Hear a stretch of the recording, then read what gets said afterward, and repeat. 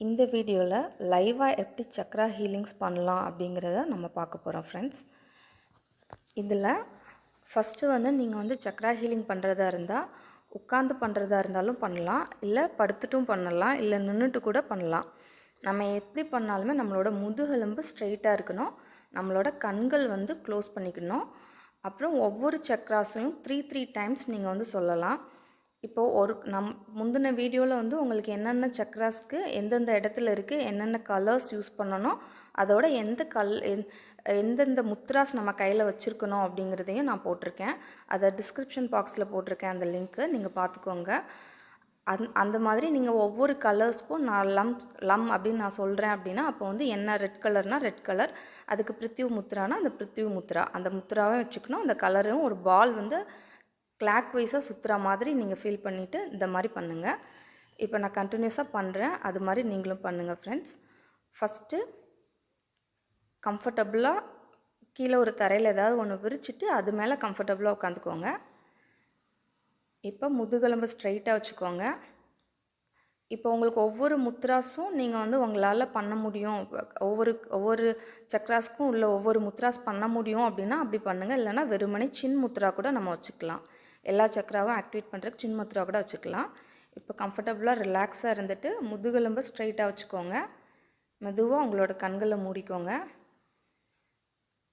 இப்போ மூச்சை மெதுவாக உள்ளே இழுங்க, மெதுவாக வெளியே விடுங்க. One more time. மூச்சை மெதுவாக உள்ளே இழுங்க, மூச்சை மெதுவாக வெளியே விடுங்க. மூச்சை உள்ளே இழுக்கிறப்ப வயிறு ஃபுல்லாகணும். நம்ம லம் சொல்கிறப்ப மூச்சு காற்றை வெளியே விடுறப்ப வயிற்றில் இருக்க காற்று வெளியில் போகணும் ஃப்ரெண்ட்ஸ். அதை நோட் பண்ணிக்கோங்க. இப்போ ஸ்டார்ட் பண்ணலாம்.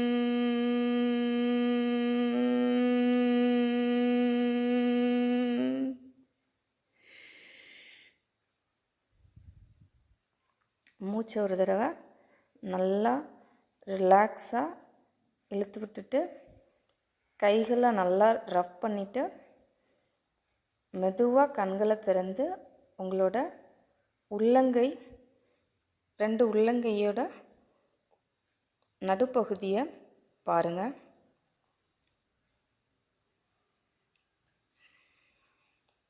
இது மாதிரி டெய்லி நீங்கள் வந்து காலையில் நைட்டு இந்த மாதிரி ப்ராக்டிஸ் பண்ணுறதா இருந்தால் 3 தடவை சொன்னால் போதும்.